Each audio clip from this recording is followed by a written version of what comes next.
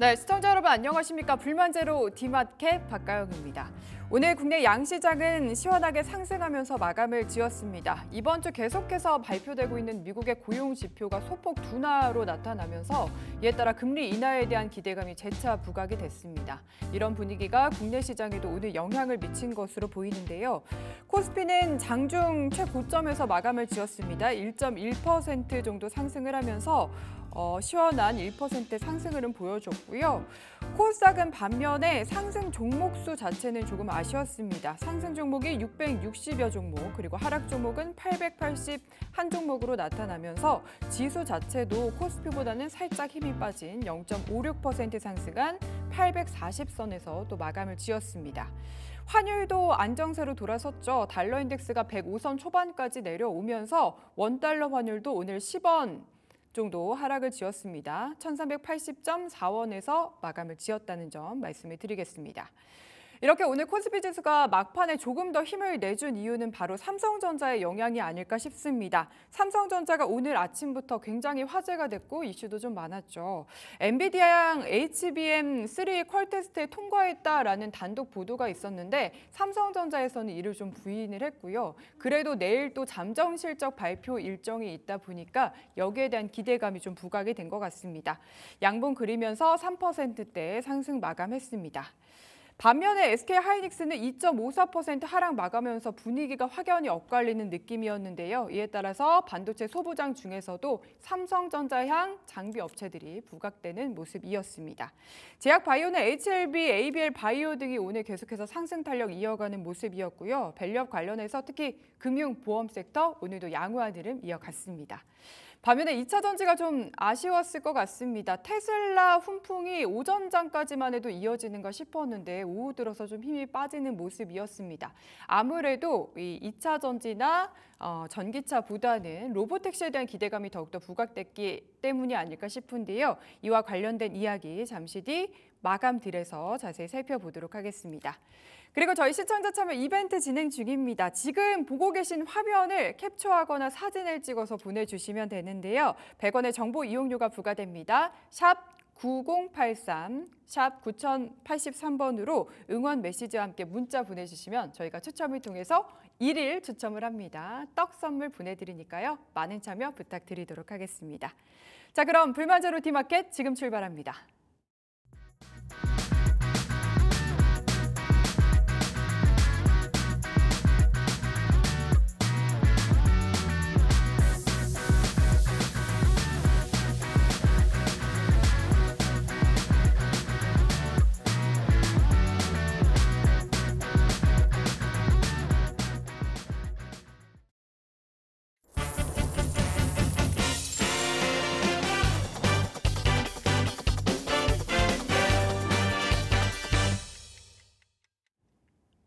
오늘 시장을 뜨겁게 달궜던 키워드가 내일도 핫할 수 있을까요? 저희 마감딜 먼저 오늘의 키워드 만나보도록 하겠습니다. 화면 보시죠.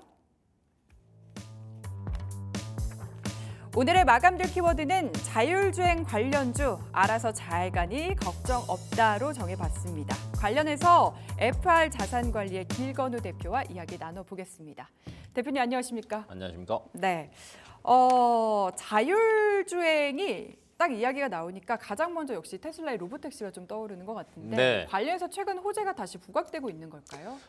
이제 자율주행 같은 경우는 사실은 여러 가지가 조금 겹쳤다라고 생각하시면 될 것 같은데 우선은 이제 테슬라의 로보택시가 지금 8월 8일 날 아마 어느 정도 공개가 될 것 같아요. 그러면 이제 항상 이제 그게 공개가 돼봐야 되겠지만 좋으면 올라가고 안 좋으면 떨어지고. 건데 시장에서는 그 전까지가 사실은 기대감이 가장 큽니다. 네, 그래서 아마 7월 달 동안에는 자율주행 쪽 섹터가 저는 조금 부각이 되지 않을까라고 예상을 하고 있고, 그다음에 이제 유럽 쪽에서도 또 이슈가 있습니다. 네. 유럽 쪽에서도 사실은 이제 7월부터 당장 7월이죠. 7월부터 이제 신차를 유럽에서 출시를 하려면 레벨 2라고 저희가 흔히 얘기하는 아다스가 무조건 들어가야 돼요. 네. 그러니까 자율주행 보조장치라고 저희가 얘기를 하는데 사실 이제 지금 전반적으로 보면은 그 자율주행이 되면은 교통사고율이 떨어진다라는 얘기는 굉장히 많이 들어보셨을 거예요. 그러다 보니까 유럽이 먼저 선제적으로 대응은 하긴 했지만 아마 나중에는 저는 아마 미국이나 뭐 아시아 쪽으로도 조금 확대가 될 수 있다라고 보고 있어서 자율주행 쪽에 대한 조금 호재들이 조금 많다라고 보시면 될 것 같고 네. 그다음에 최근에 이제 우리나라에서도 뭐 이런 그 뉴스 헤드라인 기사가 있더라고요. 한국판 테슬라 FSD 나오나. 오. 그러니까 이제 FSD가 이제 자율주행 소프트웨어인데 사실은 자율주행이 되려면 그 소프트웨어만 잘 된 거 가지고는 안 됩니다. 왜냐하면 이제 사실은 레벨 3부터는 운전자가 개입을 하지 않고 네. 이 차체가 알아서 주행을 하는 거거든요. 그러면 이제 여기에서 항상 문제가 되는 건 이겁니다. 사고 났으면 누구 책임이냐? 그렇죠. 그러면 사고가 안 나기 위해서는 또 어떻게 해야 될까라는 예. 걸 얘기를 하는데 그때 이제 조금 필요한 게 그 자율주행 지도라고 저희가 얘기를 하는데 우리나라 정부에서도 지금 내년을 목표로요. 레벨 4 전국 도로망 자율주행 지도를 구축하겠다. 라는 레벨 얘기가 4요? 레벨 4입니다. 그래서 아마 올해 말까지는 레벨 3에 대한 지도 구축이 조금 완료될 것 같고요. 내년은 4거든요. 근데 이제 그렇다라고 해서 이제 바로 레벨 4로 가냐 이게 아니라 어느 정도 주변 상황들도 조성이 된다라는 거죠. 그러면 국내 정책적인 이슈 있죠. 8월 8일 날 테슬라 이슈 있죠. 유럽 이슈 7월부터 발생하고 있죠. 그러면 자율주행을 봐야 되지 않을까요? 네. 네. 기대감이 다시금 여러 이슈들이 좀 부각되고 있다라는 얘기 해주셨는데 지금 국토부에서 제공한 이 자율주행 지도 구축 내용을 보니까 정부에서도 좀 힘을 실어주고 있는 것 같아요. 네. 그렇다면 국내 업체들이 또 더 힘을 내줘야 되지 않겠습니까?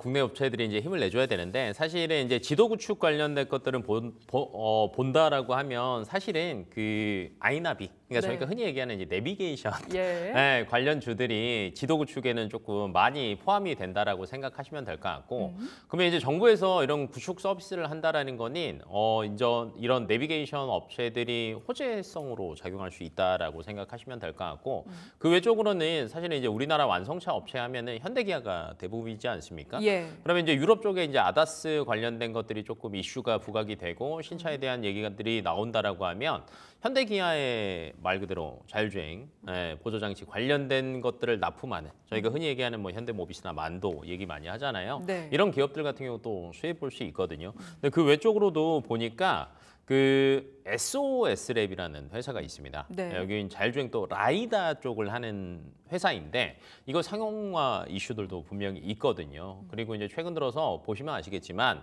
전국이 아까 레벨 4 전국 도로망 자율주행 하겠다 해서 그런지 최근 들어서 그 자율주행 서비스 신청하는 차량이라고 얘기를 하는데 굉장히 많아지고 있습니다. 네. 특히 버스 같은 경우에도 지금 이미 작년에 버스는 레벨 4가 끝났습니다. 그런가요? 운행을 성공을 했어요. 근데 네. 이제 그렇게 많이 하지는 않고 지금 이제 데이터를 누적을 하고 있는데 이런 것들이 조금 많이 쌓이다 보면은 아마 내년부터는 그래도 자율주행 관련된 이슈들이 저는 조금 많이 보이지 않을까라고 예상을 하고 있고 그다음에 추가적으로 내년에 인천 송도에서 자율주행 엑스포를 합니다. 네. 그러면 이제 당연히 또 이벤트적인 이슈들까지 섞여진다라고 하면 저는 자율주행 쪽에 아직 악재보다는 호재가 더 많을 것 같고 근데 이제 메인 이벤트가 사실은 테슬라의 로보택시 8월 8일로 보고 있거든요. 네. 그럼 여기에서 이제 이 정도까지 돼? 라는 게 아마 나온다라고 하면 저는 굉장히 수급이 많이 붙을 것 같고 쉬더라도 결론은 지금의 당장 조금 미흡한 점이 있는 거지 계속 보완을 하고 있거든요. 네. 특히 이제 테슬라 같은 경우에는 결론 이제 자율주행이 잘 되려면 학습을 굉장히 많이 해야 됩니다. 근데 이제 테슬라도 결론은 엔비디아에서 반도체 갖다가 열심히 껴놓고 있거든요. 네. 근데 지금 올해랑 내년까지 지금 뭐 이쪽 해판을 확충하는 것 자체가 굉장히 많은 자금을 투입을 하고 있어요. 그러다 보니까 좀 시기의 문제이지 자율주행은 많이 다가오고 있다. 라고 생각을 하시면 될 것 같습니다. 그러면 좀 네. 궁금해지는 게 네. 이게 자율주행 분야에서 국내는 좀 어느 정도 선도한다고 볼 수 있나요? 아니면 좀 후행주자일까요? 사실 이제 자율주행에서 누가 제일 앞서냐를 따르고 본다라고 하면 그냥 이제 기본적으로 알아두시면 좋은데 1번은 테슬라고요. 역시나. 2등은요. 저쪽입니다. 중국입니다. 어쩔 수 없습니다. 그러니까 워낙 이제 데이터가 방대하다 보니까 자율주행은 사실은 데이터가 굉장히 중요하거든요. 그래서 이제 최근에 이제 테슬라가 또 중국 쪽에서 자율주행 관련된 것들 또 이제 승인 받아가지고 또 열심히 굴리고 있잖아요. 그렇죠. 그러니까 여기 1, 2등을 바뀌는 거는 저는 사실 어려울 걸로 보이고요. 근데 이제 자율주행 쪽이 연간 성장률을 사실은 저희가 얘기들을 많이 하는데 한 20에서 30%대 정도 됩니다. 자율주행 시장 자체가 2027년도까지 한 30% 정도는 매년 성장할 거다라고 얘기하는데 자율주행 내에서도 사실 섹터가 굉장히 많잖아요. 네. 근데 이제 앞에서 얘기했던 ADAS, 자율주행 보조 장치라고 얘기하는 게 레벨 2의 수준인데 지금 과거에는 사실은 레벨 2가 적용이 안 된 차들이 굉장히 많죠. 네. 네. 근데 이제 레벨 2가 적용이 되는 차종들이 확대가 되기 시작합니다. 요즘에는 많이 늘었더라고요. 많이 나오죠. 네. 레벨 2 타세요? 예, 그렇습니다. 저도 레벨 2 네. 타거든요. 근데 점점점 많아져요. 그러니까 옛날에는 이제 조금 고급형에 있었다라고 하면 이게 이제 점점점 아래 단계까지 고급형까지. 맞아요. 네. 고급형까지 확대가 되면서 조금 나아질 수밖에 없고 제가 앞에 서두에서 유럽 쪽에서 아다스 레벨 2를 무조건 해야 된다라는 얘기했잖아요. 예. 근데 이게 시차가 조금 있을 뿐이지 저는 미국이랑 중국이랑 이쪽에서도 아마 이걸 채택을 많이 할 거라고 봐요. 왜 그러냐면 결론은 교통사고율입니다. 네. 그러니까 옆에서 보조 장치를 하다 보면은 교통사고율은 줄어들 수밖에 없거든요. 왜냐면 운전하다 보면은 얘네들이 각종 센서와 카메라와 이런 것들이 도와주기 때문에 우발 상황 발생했을 때 갑자기 급브레이크 밟고 막 이런 것들이 굉장히 많아요. 그럼 교통사고가 줄어드니까 각 나라들 입장에서는 채택을 안 할 수는 없습니다. 그래서 지금 아다스 쪽은 연평균 성장률이 70%가 넘어갑니다. 네. 그러면 24년이잖아요. 올해 70%, 내년 70%, 내후년 70%인 거예요. 그러면 앞으로 뭐 이제 이쪽이 뭐 조금 느리기는 하지만 우리나라가 그래도 현대기아차가 뭐 최근에 이제 자동차 쪽도 보시면은 인도 시장에서 현대기아가 굉장히 잘하고 있다. 있죠. 미국 잘하고 있다. 네. 유럽 잘하고 있다. 이런 얘기들이 많이 나오잖아요. 그러면 관련된 기업들은 어찌됐건 뭐 매출은 늘어날 수밖에 없는 구조고 열심히 하다 보면 그래도 따라잡을 수 있지 않겠습니까? 네. 저희도 힘을 실어줘야 되지 않을까 싶은데 네. 지금 교통사고율이 좀 떨어진다라는 얘기를 해주셨는데 보면은 이제 눈이 와서 안 보여가지고 뭐 사고가 난다 이런 얘기들이 있더라고요. 이게 또 센서의 문제인 거죠? 이게 그래서 그 이제 뭐 특정 회사 얘기해도 되니까 BMW의 최근 카메라에 보면은 그 저희가 뭐라고 해야죠? 이렇게 분무기라고 해야 되나? 예. 워셔액 같은 게 나오면서 닦아주는 기능이 있습니다. 그렇군요. 네. 그리고 왜냐면 이제 눈 같은 경우는 붙으면 잘 안 떨어지잖아요. 그러니까 저도 하다 보면 차선 인식을 하는데 갑자기 눈만 올 때는 다 꺼져 버립니다. 근데 이게 점점점 제가 볼 때는 뭐 개발이 될 것 같고요. 저희가 흔히 자율주행 얘기할 때 이런 얘기들 있잖아요. 카메라, 센서, 레이더, 라이다. 네. 차이점 아십니까? 대충은 아는데. 그러면 이제 제가 조금 더 네. 자세하게 설명을 해본다라고 하면 카메라는 말 그대로 눈이라고 생각하시면 되고 근데 눈이 가려질 수 있잖아요. 예. 그러니까 안경 끼시는 분들도 갑자기 추운 데 있다가 따뜻한 데 들어오면 어떻게 돼요? 김설이죠. 김이 쫙 솟아서 앞이 안 보이잖아요. 네. 그럼 어떻게 해요? 벗어서 닦아야 되잖아요. 그렇죠. 그럼 이제 카메라만 보고 있기에는 악천후 상황에서는 어려울 수 있어요. 근데 이제 테슬라 같은 경우는 사실은 카메라와 센서를 조금 많이 활용을 하거든요. 예. 근데 이제 이걸 조금 보완하기 위해서 레이더와 라이다가 있습니다. 라이다 센서 같은 경우에는요, 레이저로 물체 거리를 측정하는 거예요. 그러면 가려져도 네. 얘가 거리를 측정해서 어느 정도를 커버할 수 있겠죠. 그래서 이제 라이다 센서를 주로 채택하는 게 구글도 열심히 하거든요. 그래서 네. 이제 구글, GM, 현대차 같은 경우가 라이다 센서를 조금 채택을 많이 하고 있고요. 레이더 같은 경우에는 또 이제 레이저가 안 되는 경우도 있을 거 아니에요. 네. 전파로 합니다. 그래서 레이더는 전파, 라이다는 레이저, 카메라는 눈 이렇게 네. 생각을 하시면 될 것 같은데 그럼 이거 다 합쳐지면 굉장히 좋지 않습니까? 네, 그렇죠. 그래서 최근 들어서는요 센서 퓨전이라고 합니다. 아, 그래서 이 카메라와 라이다와 레이더를 접목해서 통합을 시켜가지고 조금 더 기술 개발이 굉장히 많이 되고 있거든요. 그러다 보니까 이제 방금 전에 얘기했던 것처럼 악천후 때 어떡합니까? 네. 안 보이는데 어떡합니까? 라는 게 아마 신차들이 나오면 나올수록 조금 더 개선이 될 거예요. 그래서 이제 그런 걱정은 안 하셔도 되지 않을까. 인간으로 치면 오감을 동원하는 그런 온갖 느낌으로. 촉각과 이런 네. 것들 다 동원을 하는 거죠. 알겠습니다. 저희가 자율주행 관리해서 지금 주로 자동차 얘기만 했는데 네. 사실 이 시스템 자체는 뭐 선박이라든지 네. 드론이라든지 확장은 무한히 가능하지 않습니까? 무한 가능하죠. 작년에 한때 그 자율주행 테마가 휩쓸었던 섹터가 있습니다. 농기계. 네. 왜냐하면 농기계 같은 경우에는 거기에 그 특히 이제 우리나라는 그 농경지가 조금 작지만 해외는 헥타르로 하잖아요. 그렇죠. 보이지도 않죠. 1헥타르가 3,000평이거든요. 그러니까 막 몇만 헥타르 막 이러는 거예요. 아무도 없는 거예요. 그러면 이제 농기구가 운영하는데 전혀 문제가 없고요. 농기구 같은 경우는 지금 레벨 4까지는 이미 다 돼 있습니다. 네. 그다음에 선박 같은 경우에도 저희가 흔히 바다를 얘기할 때 망망대해라고 얘기를 하잖아요. 예. 그러면 여기에서도 교통사고율은 줄어들 수밖에 없거든요. 그래서 훨씬 이쪽에서도 잘 갈 수밖에 없고요. 지금 최근에 보니까 선장 선언 없는 완전 자율주행 선박. 이게 27년도를 우리나라도 목표를 하고 있습니다. 예. 그래서 아마 뭐 이게 굳이 뭐 허황된 거다라는 것보다는 거의 가까워지고 있다라고 생각하시면 될 것 같고 자율주행이 또 로봇에도 적용이 된다라고 하면 좋아질 수밖에 없어요. 그러니까 로봇도 종류가 굉장히 많잖아요. 예를 들면 이제 물류 로봇들도 있고 네. 옛날에는 AMR 뭐 이런 얘기들을 들어보셨잖아요. 자동화 물류 로봇. 네. 얘네들도 AI와 자율주행이 접목이 되면요.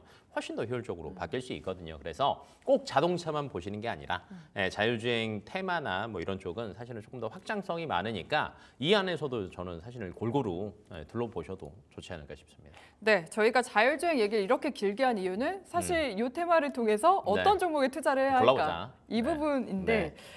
그동안 과거에 보면은 딱 부각이 되면은 테마성으로 막 급등이 나왔다가 네. 또 빠지기도 하고 이랬거든요. 그래서 접근하기가 좀 어려워요. 그게 왜 그러냐면 사실은 이제 실적의 문제인 거예요. 자율주행 관련해서 이거 다 그냥 테마성이지 않냐라고 생각할 수 있는데 저는 실적도 동반한다라고 봅니다. 왜냐하면 아까 그 카메라, 라이다 얘기할 때 테슬라가 뭐 선택한다라고 했죠? 카메라. 주로, 맞습니다. 그럼 카메라는요 영상을 처리를 해야 됩니다. 예를 들면 여기에 들어오는 영상을 처리를 해서 좀 디지털화 시켜야 되는데 이쪽 거를 ISP라고 얘기를 해요. 근데 넥스트 칩이라는 회사가 네. 이 ISP 쪽 매출이 괜찮습니다. 오. 그리고 아마 하반기 때는 미국 쪽에서도 좀 ISP 관련된 매출이 조금 더 될 걸로 예상을 하고 있고요. 그다음에 아까 유럽 쪽은 아까 어떤 이슈가 있다고 했죠? 아다스. 네. 근데 아다스 SOC라는 게 있습니다. 아다스 SOC라는 건 뭐냐면 이게 자율주행을 돕기 위한 반도체 칩인데 뇌의 역할을 한다라고 생각을 하시면 돼요. 그래서 이쪽 칩을 또 넥스트 칩이 지금 유럽에서 테스트 계속하고 있습니다. 그러면은 아마 유럽 쪽에서 7월부터 이걸 채택할 수밖에 없는 상태니까 매출이 당연히 늘어나는 구조겠죠. 네. 그러다 보니까 사실은 기존 매출은 좋지는 않았습니다. 적자였어요. 근데 아마 흑자 전환이 내년 상반기, 빠르면 1분기부터는 흑자 전환할 것으로 예상을 해요. 그럼 주가가 실적이 찍히기 시작하면 수급이 들어왔다 빠졌다가 아니라 쭉쭉쭉 갑니다. 네. 그래서 이제 그런 측면으로 테슬라 이슈도 있고, 그다음에 유럽 쪽 아다스 이슈도 있고, 등등등을 따져본다라고 하면 저는 넥스트 칩 괜찮을 것 같습니다. 네. 그러면 지금 주가는 좀 조정이 나온 상태인데 네. 어떤 식으로 가격 전략 세워볼까요? 저는 7월 말까지, 8월 8일 전까지는 그래도 한 18,000원 정도까지는 충분히 갈 수 있을 것 같고요. 네. 그다음에 이제 로봇 택시가 조금 이슈가 잘 나오면 네. 수급이 더 몰려서 전고점 21,000원대거든요. 그 정도도 노려볼 수 있지 않을까 예상하고 있습니다. 네, 그럼 일단은 8월 8일에 공개되는 테슬라 로보택시에 좀 관심을 가지면서 투자를 해야 될 것 같습니다. 지금까지 FR 자산관리의 길건우 대표와 함께했습니다. 감사합니다. 네, 이어서 오늘장 급등락 종목들 정리해 보겠습니다. 김주현 캐스터 나와주시죠. 안녕하세요. 마감딜 급등락의 김주영입니다. 오늘 반도체로 수급 쏠림 나타났던 모습들 확인되셨을 것 같은데요. 그 와중에 시세 분출 있었던 종목들도 개별적으로 이슈가 있었던 종목들 어떤 것들인지 확인해 보겠습니다. 10% 이상 급등 종목들 살펴보면요. 5위 살펴보겠습니다.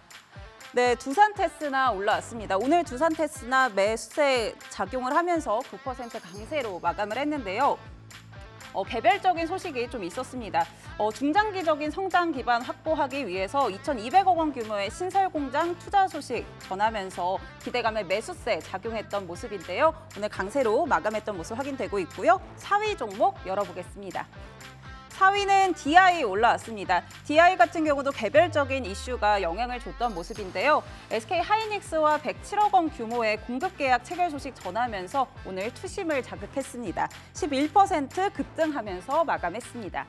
3위 열어보겠습니다. HLB 제약 확인되고 있습니다. 어제 급등 종목에서 정리해드렸던 게 HLB 상한가 기록을 했고 HLB 제약 같은 경우도 상한가 기록했다라고 정리를 해드렸었는데요.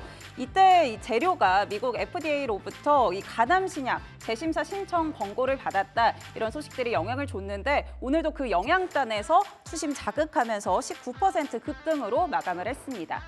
2위 열어보겠습니다. 대웅 올라왔습니다. 대웅 같은 경우 이 신사업 성장성에 대한 부각이 좀 되면서 오늘 급등 흐름 좀 이어갔는데요. CMO 사업에 나선다라고 이야기가 나왔습니다. 이 대웅바이오가 CMO 사업 나서면서 또 CDMO 같이 사업 범위 확장을 하겠다라는 소식들에 오늘 기대감이 좀 작용을 했던 모습인데요. 대웅 같은 경우 상한가 기록을 하면서 오늘 마감을 했습니다. 1위 열어보겠습니다. 경창산업 올라왔습니다. 경창산업 같은 경우 최근에 시청역 참사 이후에 급발진 관련한 이야기들 시장에서도 많이 부각되는 모습인데요. 관련해서 좀 움직임이 있었습니다. 급발진 방지 가속 페달 모듈을 개발했다 이런 점들이 좀 부각이 되면서 오늘 오후장 들어서 특히나 한 번 더 탄력 나오면서 30% 상한가 기록하면서 마감을 했습니다. 1위부터 5위 오늘 급등했던 종목들 정리해드렸는데요. 그럼 하락 종목들 어떤 것들이 있는지 확인해 보겠습니다. 하락 종목 5위는 하스 올라왔습니다. 어제 신규 상장했던 종목이죠. 어제장 같은 경우 7%대 강세로 마감을 하기는 했는데 굉장히 시초가보다 상승폭 굉장히 줄이면서 마감을 했었습니다. 특히나 어제 수급적으로 살펴보면 외국인이나 기관이 매도세가 굉장히 짙었는데요. 오늘도 그 매도세 흐름 좀 이어가면서 8% 차익 매물 나오면서 밀리면서 마감을 했습니다. 4위 살펴보겠습니다. D&D 파마텍 올라왔습니다. 오늘 D&D 파마텍 관련해서는 앞서 비만 치료제 관련해서 테마들 강세 흐름 보일 때 이 D&D 파마텍도 부각이 됐던 모습인데요. 미국 제약사죠. 메세라와 손을 잡고 먹는 비만 치료제 개발 중이다라는 소식이 좀 부각이 됐었고요. 특히 미국의 이 자회사가 이 엔비디아 인셉션의 멤버로 선정이 됐다 이런 소식들이 부각받으면서 당시에 굉장히 강세 흐름 이어갔었는데 오늘 같은 경우 좀 매도세가 짙게 나오면서 9% 약세로 마감을 했습니다. 3위 살펴보겠습니다. CJ E&M 관련해서 올라왔습니다. 악재성 이슈가 굉장히 부각이 됐던 모습인데요. 앞서 이 CJ E&M 같은 경우 K컬처밸리에서 이 경기도와 손을 잡고 세계 최대 규모의 아레나 또 부대 시설 조성한다라는 이야기들에 좀 부각을 받았었습니다. 이런 국책 사업들 추진을 하면서 실제로 투자 금액 같은 경우도 7천억 원 규모의 투자를 하는 그런 행보들을 좀 보여왔었는데 경기도 측에서 계약 해제하겠다 이런 발표들 나오면서 오늘 CJ E&M 굉장히 크게 밀렸던 모습이고요. 11% 하락폭 보이면서 마감했습니다. 2위는 지어소프트 올라왔습니다. 지어소프트 자회사가 이 오아시스 마켓인데요. 재료가 있었던 게 11번가 인수전에 참가한다라는 소식 전해지면서 어제장의 강세 흐름 좀 이어갔었는데 오늘은 매도세가 나오면서 15% 하락하면서 마감했습니다. 1위 살펴보겠습니다. 1위는 웨스트라이즈 올라왔습니다. 웨스트라이즈 최대 주주 변경 공시가 좀 있었는데요. 글로벌 보형물 의료기기 세계 1위 기업인 이 모티바 코리아가 국내 이 웨스트라이즈 최대 주주로 등극한다라는 소식들이 좀 있었습니다. 웨스트라이즈 이 모티바 코리아의 최대 주주인 휴먼 웰리스가 19일까지 유상증자 대금 납입한다면 24일에 최대 주주 자리에 오르게 되는데요. 다만 오늘 매도세 나오면서 17%가량 밀리면서 마감했던 모습 확인되고 있습니다. 1위에서 5위 종목 확인해 봤고요. 또 오늘 앞서서 시청자 이벤트 전해드렸었는데 다시 한번 공지를 해드리겠습니다. 지금 시청하고 계신 딜사이트 경제TV 화면을 캡처 또는 사진을 찍어서 저희 응원 메시지와 함께 샵 9083번 문자 메시지 보내주시면요. 오늘 방송 끝나기 전까지 2분 선정을 해서 푸짐한 떡 선물 보내드리니까요. 많은 참여 부탁드리고요. 네, 저는 지금까지 마감딜 급등락의 김주영이었습니다.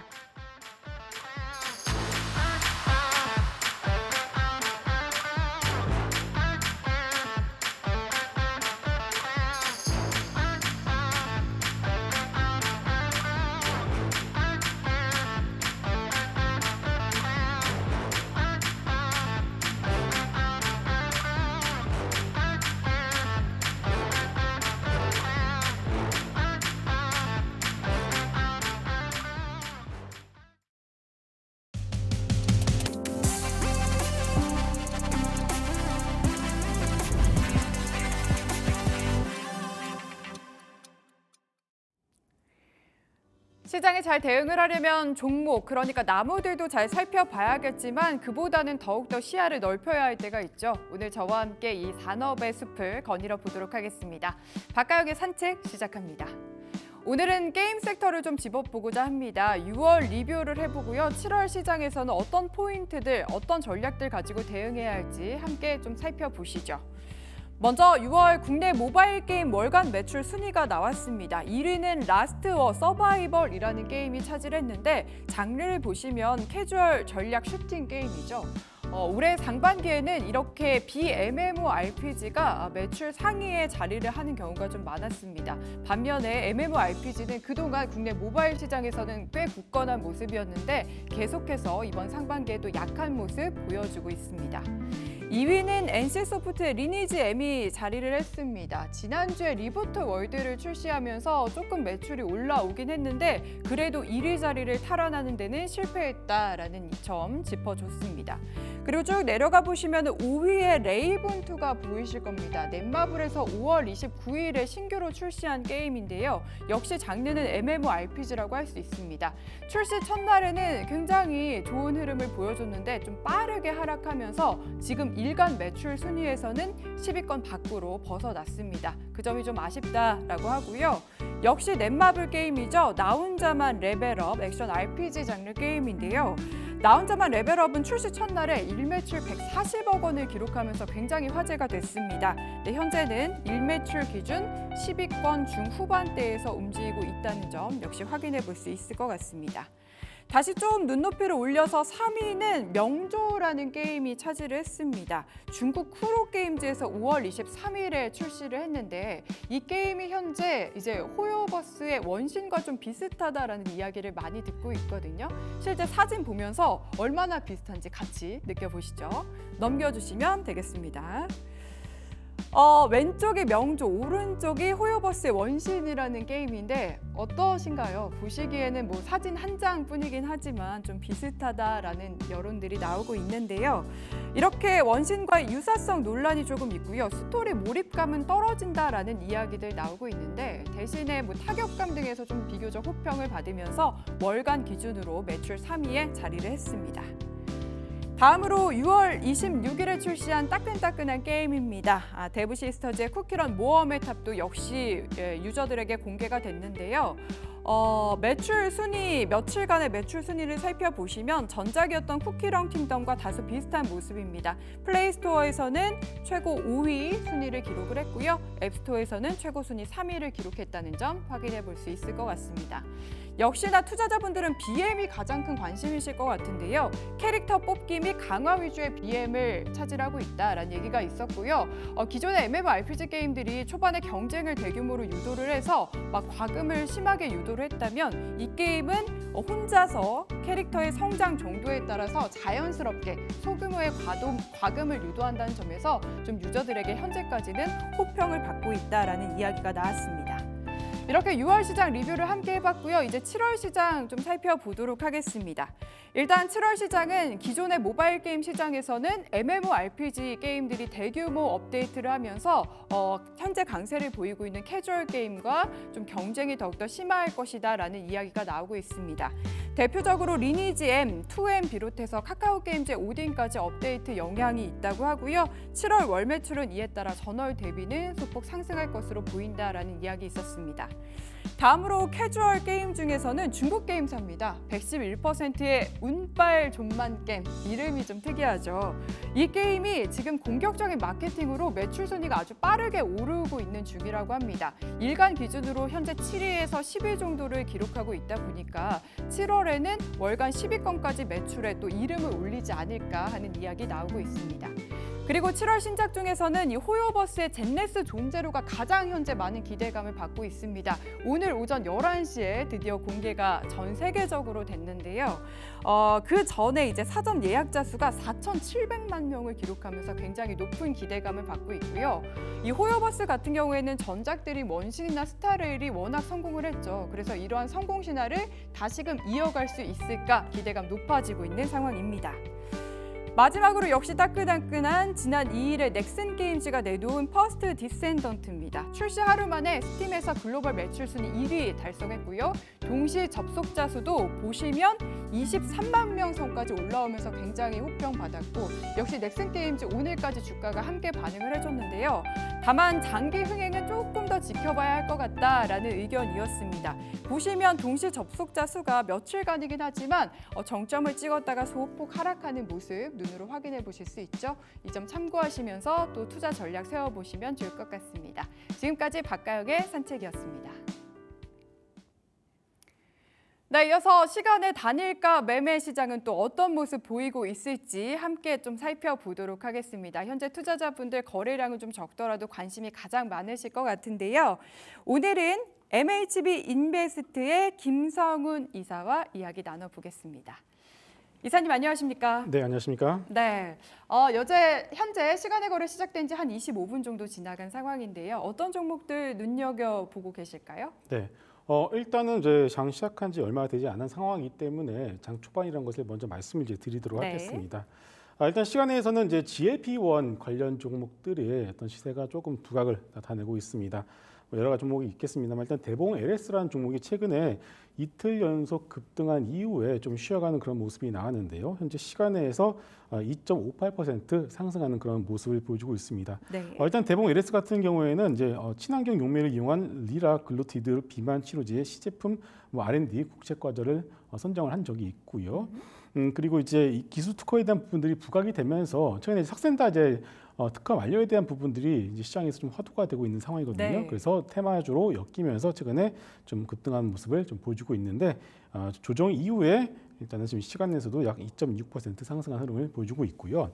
또 같은 맥락에서 블루 엠텍이라는 종목이 있습니다. 네. 현재 호가상으로는 시간에 상한가를 들어갈 것으로 이제 나오고 있습니다만은 일단은 최종 거래 가격은 플러스 5%대로 상승세로 마감을 했습니다. 자, 이 종목 같은 경우는 삭센다의 국내 유통을 좀 담당하고 있다 보니까 역시나 마찬가지로 테마주로 엮여서 지금 올라가고 있다 이렇게 보셔도 될 것 같습니다. 자, 중요한 것은 일단 이런 종목들의 경우에는 펀더멘탈에 의한 어떤 상승세라기보다는 단기 시세, 즉 다시 말해서 테마에 의해서 올라가는 것이라는 것을 다시 한번 좀 강조를 드리겠고요. 네. 그 얘기는 뭐냐면은 이 종목에 대해서 좀 길게 중장기로 가져가시는 것은 역시 좀 위험이 부담이 있다라는 것을 좀 강조를 드리겠고요. 또 이제 이런 종목들 같은 경우는 이제 역배열된 종목들이 상당히 많습니다. 네. 그 말은 뭐냐면은 위에 물려 계신 분들이 많다는 거겠죠. 그런 분들의 경우에는 잘 빠져나오시는 그런 기회로 활용을 해보셔도 좋을 것 같습니다. 네, 저희 블루엠텍 비롯해서 비만 치료제 관련주를 좀 짚어봐서요. 오늘 보니까 부작용에 대한 우려도 좀 이야기가 됐더라고요. 네. 이 관련해서는 종목들 어떻게 움직일 거라고 보시나요? 최근에 뭐 부작용에 대한 얘기들이 좀 나오고는 있었습니다만은 크게 시장에서는 신경 쓰지 않는 듯한 모습이 나타나고 있습니다. 이런 비만 치료제의 대장이라고 할 수 있는 것은 바로 일라일릴리 그리고 노브노디스크 아니겠습니까? 네. 그런데 최근에 흐름을 보시게 되면 약간 좀 흔들리는 모습이 일라일릴리 같은 경우에 나오고는 있었습니다만 역시나 바로 돌려 세우는 모습도 나오면서 굳건하게 좀 추세를 유지를 하고 있는 상황이기 때문에 비만 치료제, GLP-1 관련 섹터들 종목 같은 경우는 여러분들이 크게 걱정하실 필요는 아직까지는 없는 것 같습니다. 네, 알겠습니다. 그리고 또 눈에 띄는 게 지금 엑시콘 네오셈이 나란히 또 거래량 그래도 비교적 상승 순위에 올라와 있어서요. CXR 관련 기대감도 계속 가져봐도 될까요? 네, 충분히 있다고 보고 있고요. 왜냐하면요, 삼성전자가 오늘 상당한 좀 시세를 냈습니다. 네. 물론 3%이기 때문에 이게 많이 오른 거냐고 할 수 있겠지만은 삼성전자가 오른 날에는 다른 종목들이 떨어집니다. 거의 말해서 삼성전자가 시장의 모든 수급을 다 빨아가기 때문인데요. 삼성전자 입장에서는 이 HBM과 관련해서는 SK하이닉스에 상당히 좀 밀려 있는 것이 이제는 이제 확인이 되었죠. 그렇기 네. 때문에 이제는 HBM을 넘어서서 어떻게 보면은 이제 어떤 섹터 내에서 두각을 나타낼지에 대해서 많은 고민이 있는데 CXL이 삼성전자가 선택한 하나의 방법일 가능성이 상당히 높다라고 보고 있습니다. 네. 자, 그렇다면 삼성전자 입장에서 CXL에 대한 어떤 집중이 부각이 된다라면은 역시나 관련 종목들이 뭐 테마가 되었던 펀더멘탈이 되었던 시세에 대한 어떤 연속성은 충분히 나올 수 있다라고 좀 보고 있고요. 물론 장중에 엑시콘 같은 종목 같은 경우는 갭상승 이후에 차익 매물이 나면서 음봉의 모습을 보였습니다만은 오늘 시간에서는 현재 3%대 거래가 됐고 호가상으로도 4%대 상승세가 좀 나오고 있는 상황이기 때문에 이 CXAL과 관련된 테마는 쉽게 죽지는 않을 것 같아요. 특히나 네. 내일 삼성전자의 잠정 실적 발표가 예정이 되어 있습니다. 예. 상당히 좀 잘 나올 것으로 예상을 하고 있고 또 중요한 것은 7월 말에 있을 이 컨퍼런스 콜인데요. 아마 그 부분에서 우리가 집중을 해야 될 건 두 가지입니다. 첫 번째는 바로 시장에서 화두가 되고 있는 엔비디아 콜 도대체 받았냐 안 받았냐 첫 번째는 네. 이거고요. 두 번째는 이 CXA와 관련된 질문들이 분명히 나올 거예요. 그러면은 일단은 그때까지는 기대감을 가지고서 이 테마가 조금은 더 이어질 가능성은 있을 것 같습니다. 네, 이 관련된 이야기는 저희가 내일의 장바구니에서 또 잠시 뒤에 더 자세히 살펴보도록 하겠고요. 솔고바이오가 지금 거래량이 제일 많은 상황인데 오늘 상한가 기록을 했거든요. 근데 시간에서는 조금 빠지는 모습이네요. 네, 일단 수고바이오 뭐 차트 한번 보여드릴까요? 네. 참 어려운 흐름이죠. 누가 예. 보더라도 야 이런 종목 어떻게 매매를 하냐라고 하실 수 있을 것 같아요. 일단은 워낙에 작은 개별주입니다. 시가총액 274억이죠. 시장에서 크게 신경 쓰지 않은 종목이기 때문에 네. 이 종목 같은 경우에는 여러분들 크게 신경 쓰지 않아도 될 것 같고요. 일단 지금의 상승세를 이용해서 여러분들 같은 경우에는 일단은 뭐 물려 계신 분들이라면은 저는 좀 빠져나오는 게 좋지 않을까라는 말씀을 드리고 싶어요. 왜냐면요. 네. 시가총액이 274억인데 지금 이런 바닥권에서 이런 급등을 하는 모습이 나온다는 것은 그렇게 좋은 시그널은 아닙니다. 그렇기 때문에 일단 이것은 좀 경계감을 가지고 보자라고 말씀드리겠습니다. 네. 그리고 화장품 관련주가 7월 들어서 좀 쉬나 싶었는데 오늘 또 시간의 거래에서 비올이 눈에 띄고요. 네. 오늘 정규장에서도 괜찮은 흐름이었죠. 네, 일단은 비올 같은 경우에는 이제 화장품이라고 하기에는 좀 그렇고 이제 그 미용 기기라고 네. 좀 봐야 되겠죠. 네. 최근에 미용 기기의 흐름 자체가 그렇게 나쁘지는 않았었는데 잘 나가다가 APR이 살짝 좀 이제 좀 밀리는 모습이 나오면서 약간 좀 센티 심리에 영향을 주는 듯한 모습이 나왔습니다만은 비올 같은 경우는 역시나 이제 특허에 대한 부분들이 결국 부각이 될 수밖에 없는 것 같습니다. 그래서 그런 것들이 주가가 보시게 되면은 가다 밀리다 하다가 오늘 드디어 이런 부분들이 부각이 되면서 장대 양봉을 뽑아냈고요. 네. 보통 이런 흐름이라면은 정고점이 12,030원 정도는 충분히 돌파할 가능성이 높다라고 보고 있고 결국 이제 중요한 건 2분기 실적 아니겠습니까? 예. 비올 같은 경우에도 이제 이러한 어떤 로열티에 대한 부분들이 2분기에 실적이 반영이 된다라면은 충분히 정고점 돌파는 가능할 것으로 보고 있습니다. 네. 그 외에 지금 30분에 다시 한 번 더 시장이 업데이트가 됐는데 어떤 네. 종목들 눈에 띄고 있을까요? 네, 넥슨 게임즈를 한번 좀 봤으면 좋겠어요. 네. 일단 넥슨 게임즈에 대해서 참 말들이 많습니다. 이게 지금 일단 시세만 놓고 보면은 1년의 이런 긴 어떤 박스권을 강하게 돌파하는 흐름이 기술적으로 나왔고요.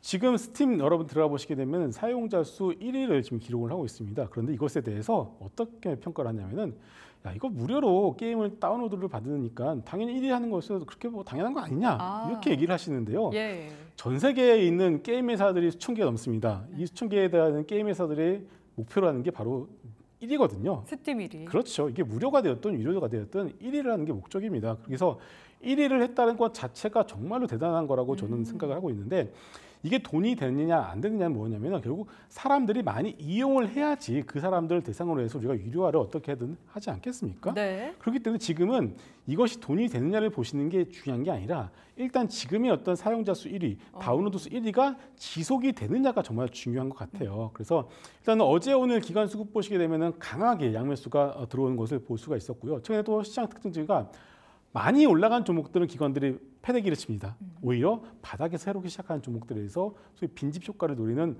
어떤 그런 매매도 상당히 좀 이어지고 있는 만큼 이 넥슨 게임즈에 대해서는 여러분들이 뭐 이 순위가 내려오지 않는 이상 1위를 유지를 한다라면은 지금의 시세는 조금 더 이어질 가능성이 있을 것 같습니다. 네, 저희 앞서 살펴본 리포트와는 살짝 다른 조금 더 긍정적인 뷰를 제시해 주셨습니다.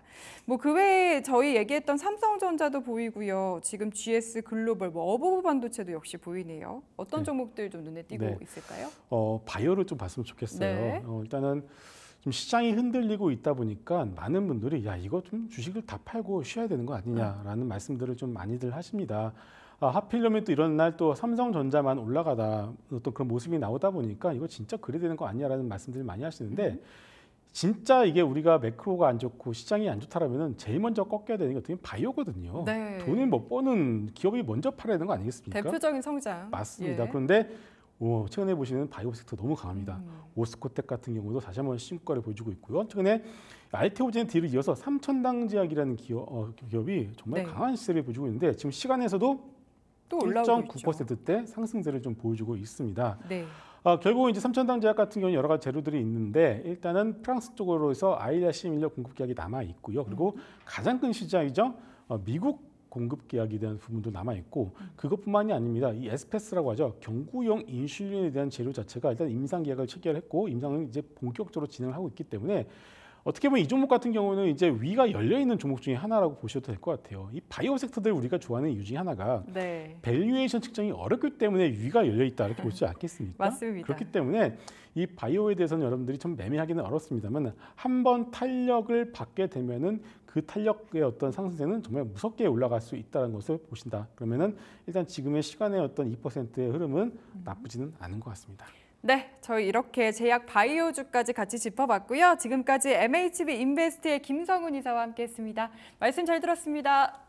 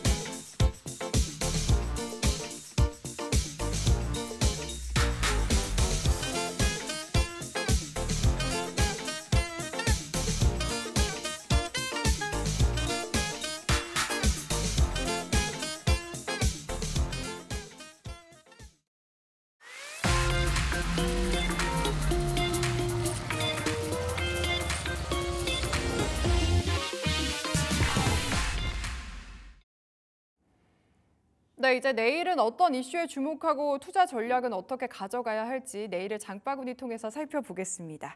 오늘은 스탁솔루션의 이슬희 전문가 모셨습니다. 안녕하십니까? 네, 안녕하세요. 네, 앞서서 살짝 이야기를 나누긴 했는데 저희 오늘은 또 어떤 일정들 살펴볼까요? 네, 우선 이제 내일의 주요 이슈라고 하면은 이제 다 기다리실 것 같아요. 그래서 네. 삼성전자의 또 잠정 실적이 내일 발표가 되는 날입니다. 이게 오늘 조금 선반영이 되면서 주가에 조금 반영이 된 게 아닌가라는 좀 생각이 들고 있는데 사실 이런 2분기 실적에 대한 전망치는 지금 뉴스만 보더라도 너무 좋다라는 이런 이야기들이 많이 나오고 있죠. 네. 네, 그래서 지금 2분기 이제 영업이익이 최소한 8조 원대 이상 될 것으로 보이고 있고요. 사실 저번 1분기 때도 이제 6조 6천억 원대가 나왔습니다. 그래서 이제 어닝 서프라이즈가 나왔는데 지금 이제 1분기보다 훨씬 더 좀 증가를 할 것으로 보이고 있는 그런 상황이다라고 보시면 될 것 같고요. 예. 다만 최근에 이제 그 많은 투자자분들이 이 반도체 기업들에 대한 좀 실적에 대한 눈높이가 굉장히 좀 높아졌습니다. 그래서 아무래도 시장 예상치보다는 훨씬 더 조금 많이 나와야지만 삼성전자가 좀 당분간 강세를 이어갈 수 있지 않을까 이렇게 좀 보고 있는 상황이고요. 그리고 이제 삼성전자 같은 경우에 사실 실적 발표 당일에는 아무리 좋게 나와도 거의 대부분 좀 하락하는 경향들이 맞아요. 많았었습니다. 네. 그래서 사실 이제 2, 3일 전에는 항상 또 강하거든요. 그래서 오늘도 조금 미리 반영이 된 게 아닌가라는 생각이 들고 있는데 물론 이 부분은 이제 내일 또 장 시작하고 열어봐야지만 우리가 아는 부분이지만 오히려 이제 신규 관점에서 접근하시는 분들은 하락 시에 매수 기회가 될 수 있지 않을까 이렇게 보고 있습니다. 왜냐하면 이제 삼성전자 같은 경우에 보통 이제 단기로 하시는 분들은 거의 없으시잖아요. 네. 그래서 저 긴 호흡으로 보신다면 오히려 올랐을 때보다 하락할 때 저가 매수에 좀 기회가 될 수 있지 않을까라고 좀 보고 있고요. 우선은 이제 저는 이제 SK하이닉스의 시대는 좀 저물고 삼성전자의 시대가 오지 않을까 또 이렇게 좀 보고 있기 때문에 네. 하락 시에 이제 좀 분할 매수 관점으로 접근을 해보셔도 좀 좋을 것 같습니다. 네.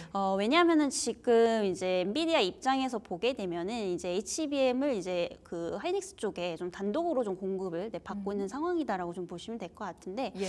이러다 보니까 이제 사실 부르는 게 값이거든요. 그래서 하이닉스에서 이제 HBM 공급을 받을 때 가격 단가가 지금 너무 비쌉니다. 그래서 결국에 이제 하이닉스 쪽과 이제 엔비디아 쪽이 협상을 하게 되려면 결국 엔비디아 입장에서도 이제 그 공급처를 계속해서 좀 확대를 해 나가야 되는 부분이거든요. 그래서 이런 부분들을 봤을 때 사실 엔비디아에서도 그 삼성전자의 이제 그 칩 컬 테스트도 통과시킬 가능성이 저는 상당히 높다라고 보고 있습니다. 네. 네. 다만 이제 조금 시간이 걸릴 뿐이지 이런 부분에 대해서는 너무 과도하게 좀 우려하지 않으셔도 되지 않을까라고 좀 보고 있고요. 만약에 이제 삼성전자가 HBM을 비롯해서 HBM3E까지 공급을 좀 하게 된다라고 한다면 사실 하이닉스의 이제 설 자리는 조금 줄어들 가능성이 상당히 높거든요. 결국에 지금보다는 단가가 많이 하락을 할 수밖에 없고 그런 네. 부분들이 이제 수익성 하락으로 좀 이어질 수밖에 없습니다. 그래서 이런 부분들을 봤을 때 오히려 삼성전자에 굉장한 기회가 될 수 있다라는 점에서 오히려 이제 반도체를 이제 신규 관점에서 접근을 하시는 분들은 하이닉스보다는 삼성전자 쪽에 조금 더 집중을 해보시면 좋지 않을까라는 말씀드리겠고요.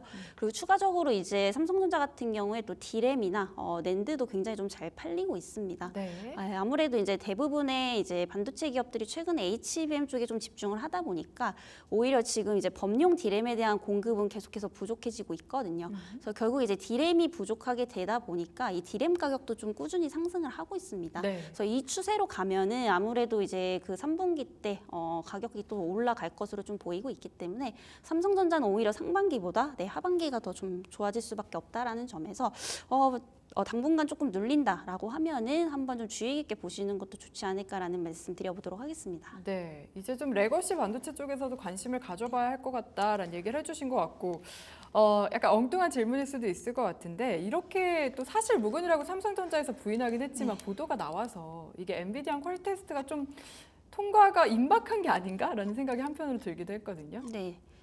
우선은 이제 그거는 아직까지 정확히 나온 부분은 또 예. 없어요. 이제 회사에서도 뭐 이렇게 정확히 발표한 부분들은 없고 대부분 다 이제 추측성 이제 기사들이 조금 남말 뿐인데 결국에는 이제 시간이 좀 해결해주지 않을까라고 좀 보고 있고 네. 결국에 이제 우리가 추측해볼 수 있는 것은 어떠한 전체적인 좀 상황이다라고 좀 보고 있습니다. 그래서 제가 아까 엔비디아 입장을 말씀을 드린 것도 예. 결국에 이제 엔비디아 입장에서도 HBM은 필요할 수밖에 없고 공급 척대는 지속적으로 좀 할 수밖에 없는 부분에서 이런 부분들을 봤을 때 삼성전자의 이런 콜테스트 통과에 대한 가능성은 이제 굉장히 높다. 다만 이제 당장이 안 될 뿐이지 이게 하반기 지나고 내년부터는 이제 본격적으로 또 진행할 가능성이 상당히 높거든요. 그래서 그런 부분은 뭐 크게 좀 신경을 안 쓰셔도 되지 않을까. 일단 이렇게 말씀드려보도록 하겠습니다. 네, SK 하이닉스 얘기도 잠깐만 해볼게요. 이제 좀 차익 실현에 나서야 되나라는 투자자분들도 있으실 것 같고 전략을 어떻게 세워봐야 될까요? 우선은 이제 보유자분들이시라면 어느 정도 이제 일부 비중은 조금 삼성전자 쪽도 좀 보셔야 되지 않을까라는 말씀 드리겠고요.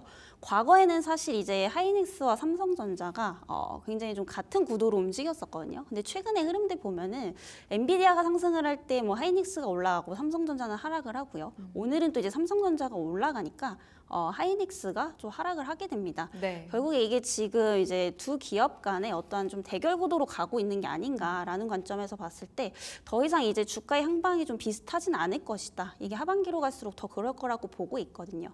결국에 이제 그 삼성전자가 HBM3E 시장에 들어가게 되면은 결국에 이제 이와 관련된 한미 반도체 네. 그리고 이제 SK 하이닉스도 타격을 좀 받을 수밖에 없거든요. 결국 그만큼 이제 점유율이 줄어드는 거다. 라고 좀 볼 수가 있기 때문에 하이닉스 지금도 사실 HBM에 대한 어떤 성장성은 유효하기 때문에 좋은 종목이라고 좀 보고 있지만 일단 밸류적인 부담도 단기간적으로 너무 좀 커져 있고 시가총액 부분도 지금 너무 지금 커져 있는 부분이거든요. 네. 그래서 지금 수익 중이신 분들은 어느 정도는 좀 비중을 덜어내시고 뭐 삼성전자 쪽에서도 좀 기회를 찾아보셔도 좀 좋지 않을까라는 말씀 드려보도록 하겠습니다. 네, 저희 반도체 관련 기대감 좀 짚어봤는데 그러면은 조금 더 좁혀서 이렇게 구체적으로 뭐 섹터나 업종은 어느 쪽을 보는 게 좋을까요? 일단은 이제 반도체, 장비주를 좀 보시는 게 좋지 않을까라는 말씀 드리겠고요. 오늘 이제 CXL 관련주들 그리고 HBM 관련주들 전부 다 이제 올라갔습니다. 그래서 이제 두 가지 다 보셔야 되는 게 결국에 이제 CXL도 이제 차세대 이제 HBM의 뒤를 잇는 반도체다라는 이제 얘기들이 많이 나오고 있는 상황입니다. 그래서 CXL이라는 게 결국에 이제 CPU랑 GPU를 같이 처리하는 거라고 좀 보시면 될 것 같은데요. 네. 그만큼 이제 굉장히 뭐 많은 양을 빠른 속도로 처리할 수 있기 때문에 굉장한 좀 이점이 있습니다. 그래서 앞으로 이제 차세대 반도체가 될 가능성이 상당히 높은데 문제는 뭐냐면 아직까지는 좀 투자 시기라는 거예요. 그래서 지금 상용화는 안 되고 있다라는 거, 아직까지는 좀 기대감만 좀 가져볼 수 있는 부분이지 않을까라고 보고 있는데 사실 이게 인텔에서 빨리 이제 6에 관련된 제품을 출시를 해줘야 되거든요. 네. 근데 이게 아직까지 좀 안 되고 있는 상황인데 그래도 하반기에는 출시할 것이다 라는 이슈들은 좀 나오고 있습니다. 결국에 이런 부분들이 어떤 시장에서 좀 호기심을 자극할 만한 요소이기 때문에 조금 꾸준히 관심을 가져보셔야 되지 않을까라는 말씀 드리겠고요. 여기에 따른 오늘 조금 가격에 대한 변동성이 컸던 종목들이 네오셈, 그리고 엑시콘, 오킨스전자, 뭐 예. TLB 이런 종목들 좀 보시면 좋을 것 같고요. 그리고 아까도 말씀드렸지만 이제 HBM 관련 장비주들도 좀 같이 보셔야겠죠. 결국에 이제 삼성전자에 대한 어떤 엔비디아의 이런 이제 그 HBM을 또 공급을 하게 되면은 결국에 이제 장비주들이 또 수혜를 볼 수밖에 없다라는 점. 그리고 이제 그 HBM 같은 경우에는 사실상 일반 D램과 비교했을 때 또 공정 난이도가 굉장히 높습니다. 그만큼 이제 장비도 굉장히 좋은 것들을 좀 보유를 해야 되는 그런 상황이기 때문에 이런 HBM 관련 장비주들도 한번 눈여겨보자라는 말씀 드려보도록 하겠습니다. 그 장비주 얘기를 해주셔서 보면은 지금 1분기 실적도 그렇고 후공정이 주가 흐름도 계속 좋은 상황인데 네. 전공정 쪽은 그럼 저희가 언제쯤 기대감 가져봐야 될까요? 일단은 지금 후공정이 먼저지 않을까라는 좀 말씀드리도록 네. 하겠고요. 전공정은 이제 그 다음에 좀 따라오지 않을까라는 말씀드리겠습니다. 왜냐하면 이제 반도체주 안에서도 계속해서 이제 수급 순환매가 좀 돌고 있는 이제 상황이다라고 보시면 될 것 같은데 네. 사실 후공정 쪽에서도 좀 종목 선별이 굉장히 좀 중요할 그렇죠. 것 같습니다. 네. 특히나 이제 그 삼성전자양 이제 관련주를 보게 되면은 이제 이오테크닉스라는 종목이 있는데 이게 이제 대표적으로 이제 대장주로 이제 자리매김할 가능성이 좀 상당히 높지 않을까라는 말씀 드리겠고요. 네. 이제는 이제 하이닉스양 그 장비주들보다는 삼성전자양 이제 장비주들을 좀 보셔야 됩니다. 결국에는 이제 계속해서 수급순환매가 돌 것으로 보이고 있는데 특히나 이제 이오테크닉스 같은 경우에는 최근에 이제 레이저 장비에 대한 좀 수요가 증가를 하고 있습니다. 그래서 HBM이 지금 계속해서 날로 발전을 하고 있죠. 그래서 기존의 8단에서 뭐 12단, 16단까지 계속해서 이제 시리즈별로 이제 나올 것으로 좀 보이고 있는데 어쨌든 이게 기술이 발전을 하게 되면은 그만큼 예. 공정 난이도도 많이 올라갑니다. 여기서 이제 레이저 장비에 대한 수요가 계속해서 좀 늘어날 수밖에 없기 때문에 이 레이저 쪽에서 이제 압도적인 시장 점유율을 보유하고 있는 이오테크닉스의 직접적인 수혜가 예상이 되고 있고요. 실질적으로 이제 레이저 마커 장비 같은 경우에 동사에서 지금 시장 점유율이 이제 해외 쪽은 60%가 넘어갑니다. 네. 그리고 국내에서는 거의 90%가 이제 넘어간다라고 보시면 되는데 그만큼 이제 기술력을 굉장히 좀 인정을 받고 있다라는 거고 특히 이제 대만 후공정 업체 쪽에도 계속해서 지금 수주가 증가를 하고 있기 때문에 이 부분이 지금 캐시플로우 역할을 하고 있다라고 보시면 될 것 같고요. 또 한 가지 이제 특이사항은 뭐냐면 어닐링 장비를 지금 또 이제 삼성전자에 단독으로 공급을 하고 있다라는 겁니다. 그래서 어닐링 같은 경우는 이제 그 금속 재료를 고온에서 가열을 해서 이제 표면을 매끄럽게 만드는 기술이라고 좀 보시면 될 것 같은데요. 지금 엔비디아에서 이제 HBM3에도 이제 사용이 될 것으로 좀 보이고 있는 이제 장비라고 보시면 될 것 같고 HBM3E까지 만약에 이제 삼성전자가 테스트 통과가 된다라고 하면은 추가적인 어떤 물량 확대도 좀 기대를 해볼 수 있겠다라고 좀 보여지고 있습니다. 그래서 동사 같은 경우에 뭐 마킹이라든지 어닐링 네. 이런 이제 커팅이라든지 뭐 이런 장비를 굉장히 좀 다량으로 보유를 하고 있고요. 어쨌든 기술적으로 대내적으로 지금 인정을 받고 있는 기업이다라고 좀 보시면 될 것 같습니다. 그래서 향후에 이제 삼성전자가 뭐 하이닉스의 주가를 추월하게 네. 된다라고 한다면 사실 장비주에서는 이제 이오테크닉스가 가장 많이 좀 따라가지 않을까 이렇게 네. 좀 정리를 드려보도록 하겠습니다. 알겠습니다. 오늘도 15% 상승한 이오테크닉스를 탑픽으로 좀 꼽아주셨네요. 여기까지 이야기 들어보겠습니다. 스탁솔루션 이슬희 전문가와 함께했습니다. 감사합니다.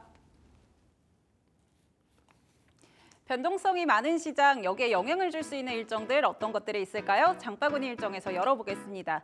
우선 앞서 일정들 좀 정리해드리면서 노동시장 이 둔화를 확인할 수 있는 지표들 굉장히 이번 주에 많이 발표가 된다라고 이야기를 해드렸었고 그 고용시장의 둔화들 좀 그런 조짐들을 확인을 할 수가 있었습니다. 또 간밤에 나왔던 FOMC 회의록에서도 이런 경계감들, 페드 연준 의원들의 발언들을 좀 확인해 볼 수가 있었는데요.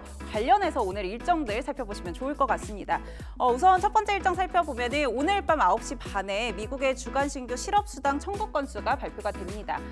전주의 이 발표치를 좀 살펴보면은 23만 8천 건으로 좀 집계가 됐었는데요. 전문가 전망치 또 한 주 전에 그 전망치들을 모두 상회를 하면서 시장의 둔화를 좀 확인을 했었습니다. 그래서 관련해서 이 추세 이번 주에도 이어갈 수 있을지 체크해 보시면 좋을 것 같고요. 두 번째 일정 열어보면 역시나 고용지표 관련해서 확인해 보시면 좋을 것 같습니다. 내일 같은 경우 미국의 고용 동향 보고서 발표가 되어 있고요. 미국의 정확한 고용 지표들 확인할 수 있기 때문에 이 부분도 체크해 보시면 좋을 것 같습니다. 그리고 국내에서는 내일 삼성전자의 잠정 실적 발표가 예정이 되어 있습니다. 매출 같은 경우 73조, 또 영업이익 같은 경우 8조 정도 예상을 하고 있는데요. 다만 시장에서는 80조가 나와야 서프라이즈다라고 이야기가 나오고 있기 때문에 어떤 지표도 나올지 체크해 보시고요. 역시나 삼성전자 이어서 LG전자도 잠정 실적 발표가 있으니까요. 체크해 보시면 좋을 것 같습니다. 지금까지 장바구니 일정의 김주영이었습니다. 네, 오늘 불만제로 디마켓은 여기서 인사드리겠습니다. 내일 변함없이 돌아오겠습니다. 함께해 주신 여러분 감사합니다.